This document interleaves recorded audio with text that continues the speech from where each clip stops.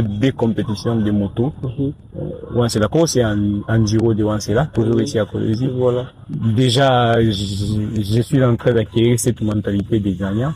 En voyant mes coéquipiers gagner, en voyant mes coéquipiers courir, en voyant mes coéquipiers faire des sauts de dingue, ça me donne aussi envie et je travaille sur ça. Donc, sur les sauts de dingue, vous n'êtes pas encore arrivé sur ce point, vous c'est déjà.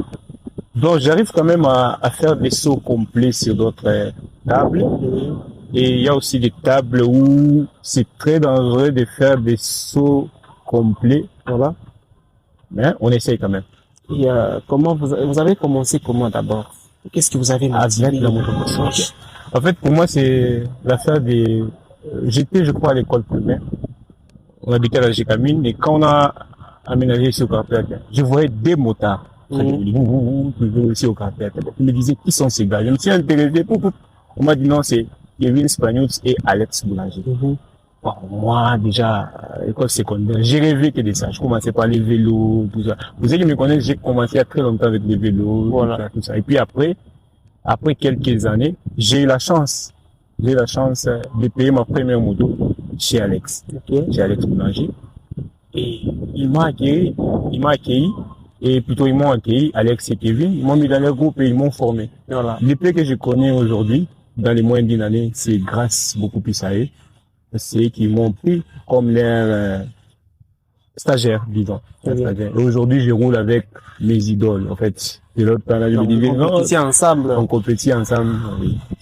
Mais, je tiens à souligner que Kevin, lui, il n'est pas à notre niveau, en fait. Lui, il est dans les niveaux des, vous voyez comme les internationaux qui étaient à, voilà. C'est la poste. Lui, il est dans ces niveaux-là. Je crois que c'est le seul au Congo qui est à ces niveaux-là. Je peux vous donner une petite histoire. Les mois passés, le 5 avril, il était à Pointe-Noire. Il y avait une compétition de motocross, toujours internationale. Voilà. C'est lui qui a gagné. Il a quitté la Colosie pour aller gagner là-bas.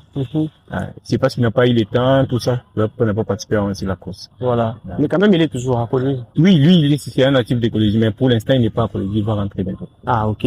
Alors, pour ceux qui veulent intégrer aussi la discipline, qu'est-ce qu'ils peuvent faire? Pour l'instant, en tout cas, comme je l'ai dit, la motocross d'abord doit être une passion. Car si c'est une passion, vous allez vous sacrifier pour avoir la moto.